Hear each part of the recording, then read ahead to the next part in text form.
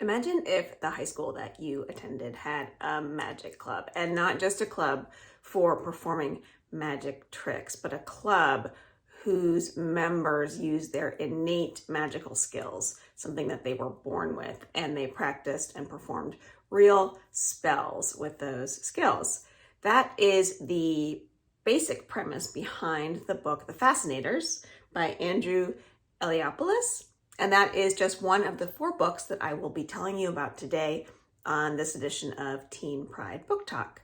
My name is Lucy, and this is the program where I talk about a young adult book or books that are both inclusive of and representative of folks in the LGBTQIA+ community. On this episode, I wanted to talk about 4 different fantasy books, and each of these books includes magic as well. So, The Fascinators. There is a club at the high school of a boy named Sam who lives in a very small conservative town in Texas. Sam checks the boxes for 2 things that the conservative members of his town do not like. One is someone who practices magic, and the other is being gay. So he is an outcast in 2 ways. He is the center of this book, and his 2 best friends, James and Delia, are the only other members of this magic club, which they call The Fascinators. Sam has a pretty big crush on James, and at the beginning of the book, we learn about something that happened, we're not told what, that will either bring them closer or jeopardize their friendship. So it's the start of senior year, and there's some tension between these 3 because of what happened between Sam and James. And then there's a little bit of a splintering apart. Delia wants to get really serious about her magic in order to get into this college that is essentially like the Harvard of magical schools. And James has been doing something this summer, gotten himself in some trouble, and we learn more about that later. And then a new kid comes to town who also wants to be part of the magic club. And this is hard for Delia and James and Sam to figure out because they've never had another member other than the 3 of them. And they decide to let him in.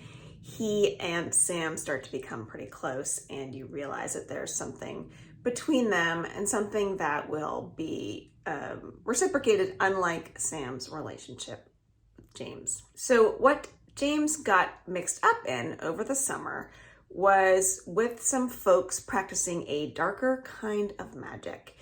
And he took something from them, and they want it back, and they will do anything to get it back. They will spare no cost. So this other group that we learn about peripherally is targeting the Fascinators. The action in this book is centered around the conflict of these 2 groups.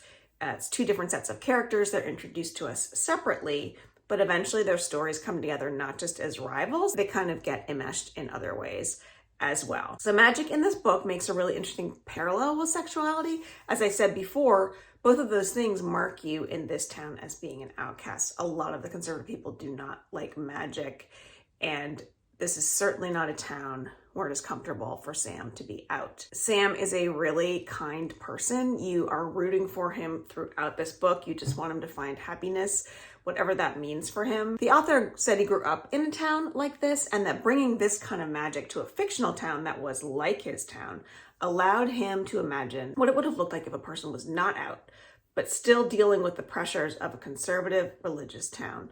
The magic has a similar kind of destabilizing effect. So there's that parallel. And it shows you why it's hard for Sam to be true to himself in this town and to let people know who he really is. Like the other books I'm going to talk about, this book is a fantasy in that it puts magic and these fantastical elements into the real world. And it shows you someone who's outcast for various reasons, one of which is their magical abilities. So the second book that I would like to talk about that is also set in a realistic setting, but with definitely some magical elements, is called Legendborn by Tracy Dion.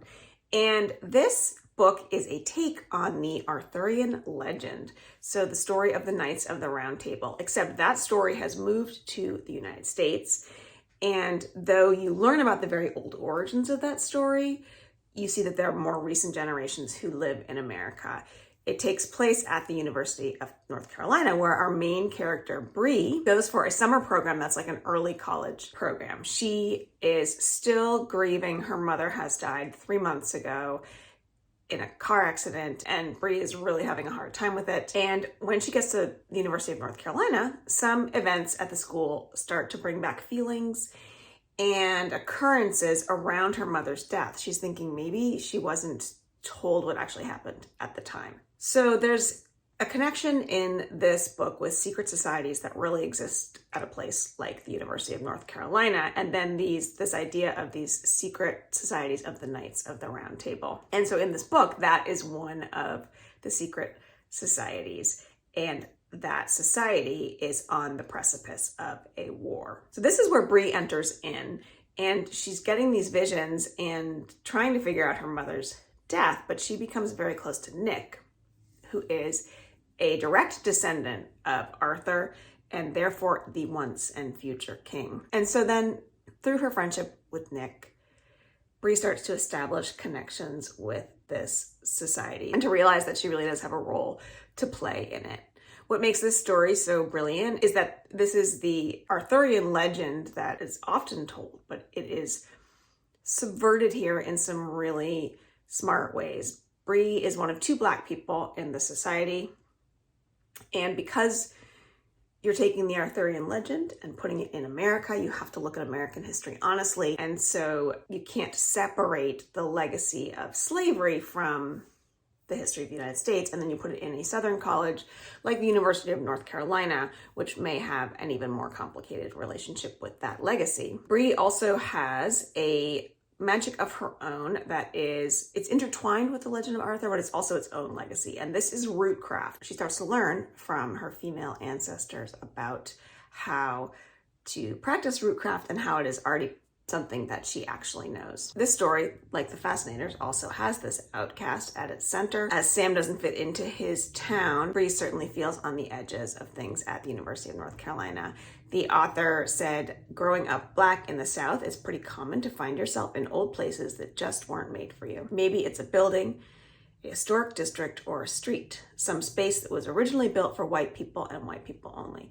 And you just have to hold that knowledge while going about your business. And so that's really underlying this whole story sort of being flipped on its head. There are a lot of bi characters in this society. There's a lot of relationships within all the members. And these characters in this book, the queer characters that are there, is not something that's pointed out. It's not a point of conflict. It's just the members of the society as they make it up and the members of the college around them. This book is also an excellent adventure. There are tryouts to be squires. The action scenes are really well written. There are Merlins practicing magic. There are some fights with demons from the Shadowborn. And then there is romance. And so it really has it all. And Tracy Deonn is an excellent writer. This is a great YA fantasy novel. It reminded me a lot of another one of the books that I want to talk about today, which is called This Poison Heart. And this is by Kaylin Bayron. And this is the story of Briseis. She lives in Brooklyn with her mothers, and she has this talent where she can turn seeds and wilting flowers and cut flowers into new plants. She can regenerate life in plants and sort of grow plants just by touching them. When Briseis' aunt dies, Briseis learns of this huge neglected estate in rural New York that she inherits. And her mothers are happy about this because they have a floral shop that they don't feel is doing that well in Brooklyn, and the idea of moving somewhere that's maybe not as expensive, has more space, seems appealing, but also somewhat unknown. So they decide to go try it out for the summer. Strangers start turning up at the house. Briseis makes a friend with one of the only other Black members in this town. His name is Carter. She also meets an intriguing girl who she starts to develop a crush on. Some of the ways that it reminded me of Legendborn is that the way that Legendborn goes back into the Arthurian legend, this book looks very closely at Greek mythology. In fact, the name Briseis comes from Greek mythology. Briseis starts to learn about Medea and the real story of Medea and the connection to this growing of plants. And she starts to learn about this ability she has to be around poisonous plants without being harmed by them. And this is something that could enable her to gain some power that other people are definitely seeking. and they want to use her to get to that. This is a powerful ancestry that's passed down through women, going all the way back to Medea in Greek mythology. There are a lot of other connections to Greek mythology in this book, and that is a really interesting part to read about. Briseis has been in some long, complicated relationships, both with a guy at her high school and then a girl at her high school. She felt that neither of them understood her, and she couldn't really tell them about her gift, this connection she has with plants. Her mothers are very supportive of her connecting with anyone. They're great parents. They're very supportive of her in all ways. The last book that I want to tell you about is called Before We Disappear by Sean David Hutchinson. And this one is a little bit different in that it is an historical mystery. It takes place during the 1909 Seattle, Alaska, Yukon Pacific Exposition, so the World's Fair in Seattle. And this was a real event that happened. The author calls it ahistorical because it's in a real time and place, but he's imagining people that were there and some magical things that they could have done. This book has magic, it has suspense, it is a heist story, it has multiple queer romances, it has found family, it's got a lot packed in there. It is the story of Jack Nevin, who works for a woman called the Enchantress. Her real name's Evangeline. He is her assistant, and she is a somewhat well-known illusionist. She's also quite a con woman, and Jack himself is a pretty good thief. Then we have another character named Wilhelm Gessler, and he is being held hostage by a magician named Teddy Barnes. Teddy Barnes is pretty well known for being a thief himself, and he is holding Wilhelm hostage for Wilhelm's magical abilities. Wilhelm has this gift to travel or really teleport himself.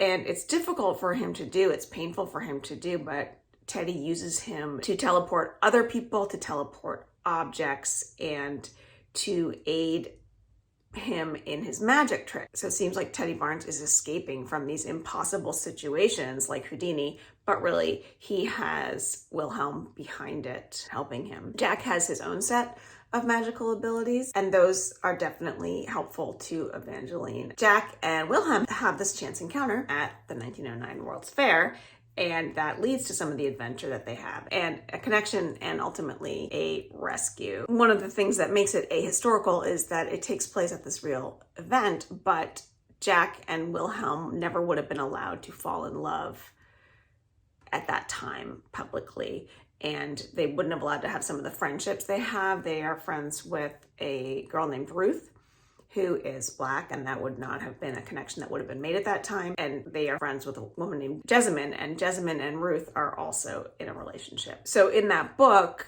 those kind of relationships are definitely seen as wrong by some of the characters, but the author also allows them to have joy and friendship. And that's a really positive, powerful part of the book. In the author's note, Sean David Hutchinson said, "There was nowhere in the United States in 1909 where Jack and Will, or Ruth and Jasmine, would have been able to openly have a relationship with one another.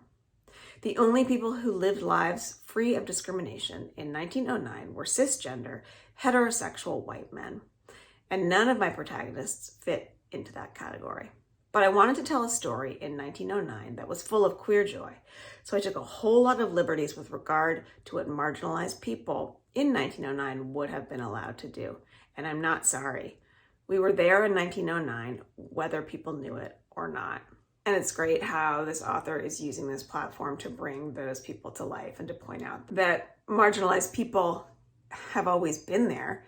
They've just always been marginalized and not seen. And he places them there because he imagines them there. It's much like putting Bree at the center of the Arthurian legend. All of these books are really about finding yourself, or trying to find yourself, and then once you do, trying to be true to that self in the best way possible based on the world around you and the people around you. And all of these books have some romance, and they all have some kick-ass magic. So I would recommend reading any one of them. They are different, but they have similar themes. Those are just 4 examples of some great YA fantasies. Thanks for joining me.